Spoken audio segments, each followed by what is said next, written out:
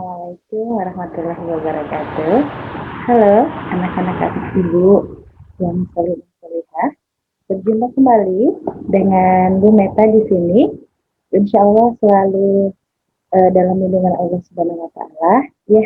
Dan kita selalu dalam keadaan sehat, baik dan semangat. Oke, sehat semua.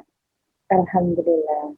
Marilah kita doakan kepada teman-teman yang sedang sakit, mudah-mudahan segera disehatkan oleh Allah ya nak ya. Ingat, walaupun sekarang masih masa pandemi, tetapi kita harus selalu semangat untuk mencari ilmu dan menambah wawasan kita semua. Oke, ya. Alhamdulillah, hari ini Bu Meta akan memberikan materi masih di tema 7 mengenai indahnya keragaman di negeriku, muatan PPKN. Nah, ya. Oke, untuk keberkahan pembelajaran hari ini seperti biasa, supaya Allah ridho, ya, marilah kita berdoa sama-sama ya. Bismillahirrahmanirrahim. Raditu billahi rabbah, wabil islami dina, wabil muhammadin nabiyya wa rasulah, rabbi zidni ilman, warzuqni fahmi. Oke, anak-anakku, kita tahu bahwa negara atau bangsa Indonesia merupakan negara yang majemuk, bangsa yang majemuk, ya. Nah, apakah kalian pernah dengar kalimat Bhinneka Tunggal Ika? Pastinya ya, sebagai warga negara yang baik, kita pasti tahu ya arti atau kalimat Bhinneka Tunggal Ika. Ya, betul. Bhinneka Tunggal Ika itu terdapat pada cengkraman burung Garuda, ya, atau Garuda Pancasila. Dan kita tahu bahwa Garuda Pancasila merupakan lambang negara Indonesia. Nah, arti Bhinneka Tunggal Ika adalah berbeda-beda, tetapi tetap satu jua. Nah, ini merupakan negara Indonesia, ya, kaya akan kepulauan, kaya akan budaya, kaya akan suku bangsa dan sebagainya. Nah, hari ini seperti yang tadi sudah Ibu sampaikan, kita akan belajar mengenai muatan PPKN. Sudah siap dengan bukunya? Sudah, ya nak ya. Oke. Ya. Kalimat Bhinneka Tunggal Ika terdapat dalam buku Sutasoma karangan Empu Tampular pada masa Kerajaan Majapahit.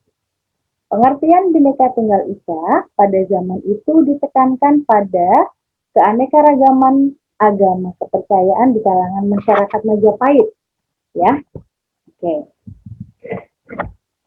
Nah, sebelum Ibu menjelaskan mengenai agama di Indonesia, kita tahu bahwa negara Indonesia mengakui 6 agama.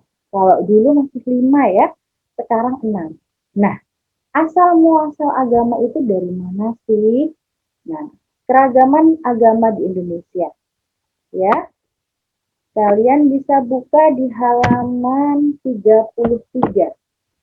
Nah, letak geografis Indonesia di antara 2 samudra dan 2 benua menjadikan Indonesia sebagai lalu lintas perdagangan.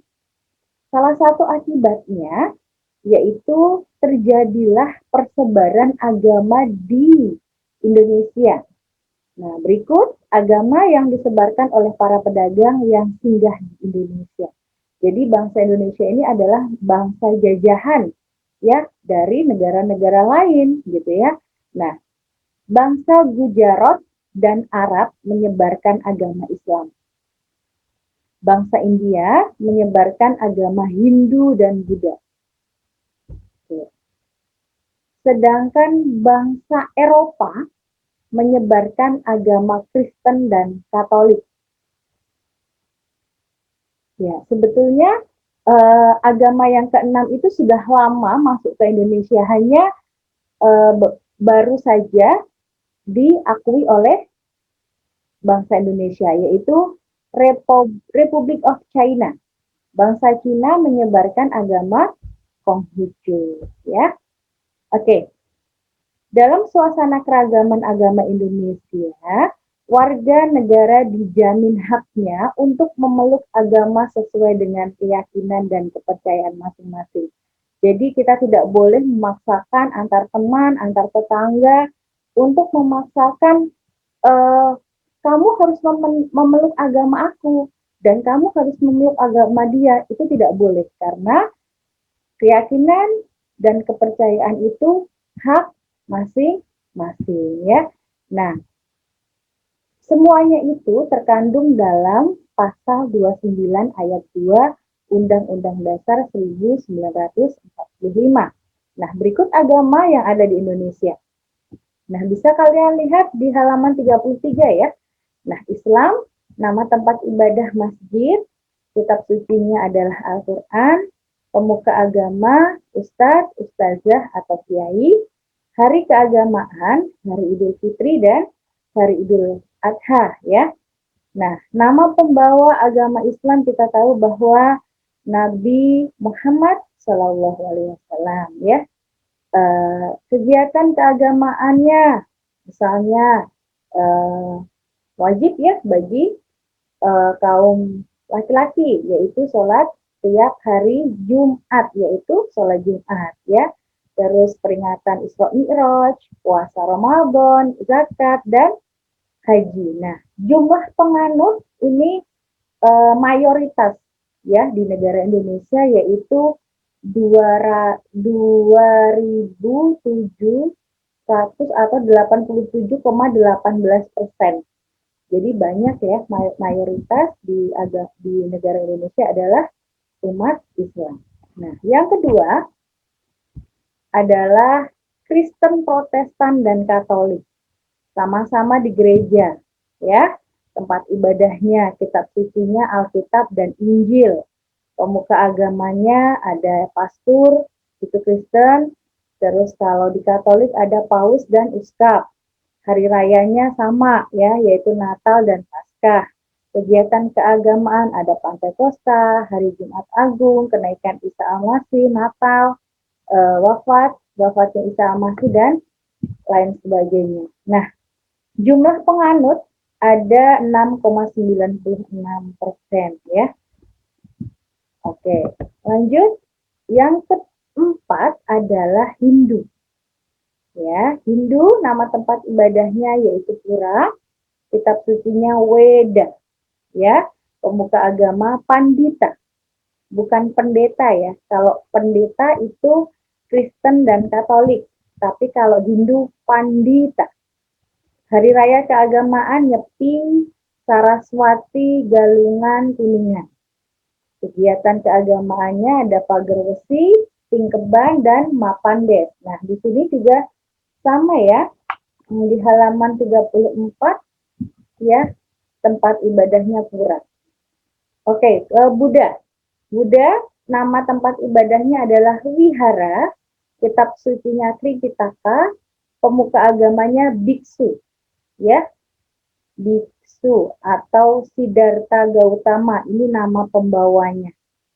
Ya. Nama hari keagamaannya Waisak.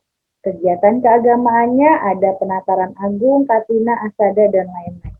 Yang keenam adalah Konghucu. Nah, tempat ibadah umat Konghucu atau beragama Konghucu di Kelenteng, ya. Kitab sucinya Sisuwuching. Pemuka agamanya Konghucu atau nama pembawanya. Hari raya keagamaannya yaitu Cap Gomeh atau Imlek, ya. Nah, oke. Selanjutnya, keragaman suku bangsa ada di Indonesia. Jadi penduduk Indonesia ini terdiri dari beragam suku bangsa, agama, bahasa, adat, dan budaya. Ini namanya negara kita adalah negara yang majemuk, ya. Jumlah bangsa di Indonesia pada tahun 2010 adalah 1331 suku. Nah, sekarang udah 2021, jadi sudah bertambah sukunya. Nah, suku terbanyak adalah suku Jawa dan Sunda. Yang paling sedikit adalah suku Nias, ya. Nah, sikap untuk menjaga persatuan dan kesatuan. Karena kita tahu bahwa negara Indonesia adalah negara yang maju, makanya kita harus selalu menjaga persatuan dan kesatuan bangsa. Yang pertama, mampu berteman tanpa membedakan suku bangsa. Karena Bu Meta, suku Jawa, terus ada yang dari suku Minang atau Padang, nggak mau berteman, ya tidak boleh ya. Berarti itu akan menimbulkan apa? Iya, ketidakrukunan antar sesama teman. Yang kedua, menghormati teman yang sedang beribadah. Jadi kita tidak boleh berisik ketika di tempat ibadah beragama lain gitu ya. Dan yang ketiga, membantu teman tanpa membeda-bedakan. Di situ kita bisa lihat bahwa ada teman yang tidak bisa melihat, sebaiknya kita menolong ya, jangan membuli. Kalau zaman sekarang, kalau anak-anak sekarang eh, ketika ada yang salah disorakin, dibully gitu ya, bullying itu tidak boleh ya. Artinya kita harus berteman dengan siapapun. Begitu. Oke. Ya, selanjutnya sikap yang harus dilakukan untuk melestarikan bahasa daerah. Kemarin ketika muatan IPS sudah Ibu jelaskan beberapa sikap, cara bagaimana sih cara kita untuk melestarikan bahasa daerah. Nah, setiap suku bangsa yang ada di Indonesia memiliki bahasa daerah yang beragam, ya. Kita tahu bahwa bahasa daerah itu sangat banyak sekali, gitu ya. Sudah ada di buku juga di halaman 29, ya.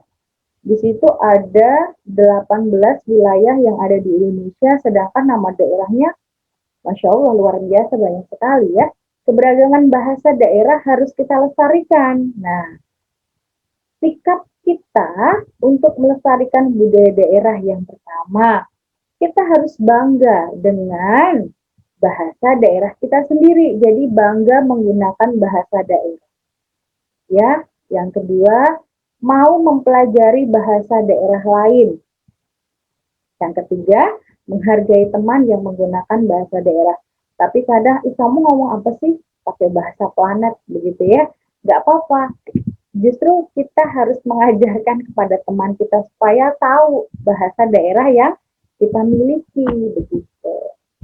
Oke. Ya, contoh bahasa daerah dari Sunda serta bahasa Jawa, ya, terus bahasa Indonesia. Kalau bahasa Sunda ada tuang, bahasa Jawa mangan. Kalau tuang, bahasa Indonesianya itu apa? Menuang kan, gitu ya. Kalau bahasa Sunda itu ternyata tuang itu makan. Nah, bahasa Sundanya calik, bahasa Jawanya linggih, bahasa Indonesianya dudu. Nah, sorangan itu sendirian, ya, dewean, dewean kalau bahasa Jawa. Bahasa Indonesianya sendiri. Bahasa Sunda hatur nuhun, gitu ya. Bahasa Jawanya matur nuwun. Bahasa Indonesianya terima kasih.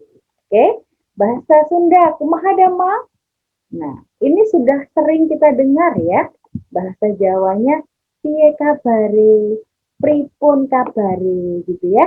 Bahasa Indonesianya apa kabar. Nah, itu contoh dari bahasa daerah gitu ya. Dan itu bahasa Jawa ada yang halus, ada yang kasar. Sama dengan bahasa Sunda juga seperti itu. Kalau bahasa Indonesia merupakan bahasa nasional. Jadi ya maknanya hanya satu gitu ya. Bahasa Indonesia juga cuma satu. Oke. Nah, sudah ya. Itu saja yang dapat Ibu sampaikan. Terima kasih sudah menyimak video pembelajaran dari Bu Mita. Sampai jumpa di video pembelajaran berikutnya. Oke. Untuk ucap syukur kita karena kita sudah diberi kesempatan untuk belajar. Marilah kita tutup dengan membaca hamdalah. Alhamdulillahirrabbilalamin. Wassalamualaikum warahmatullahi wabarakatuh.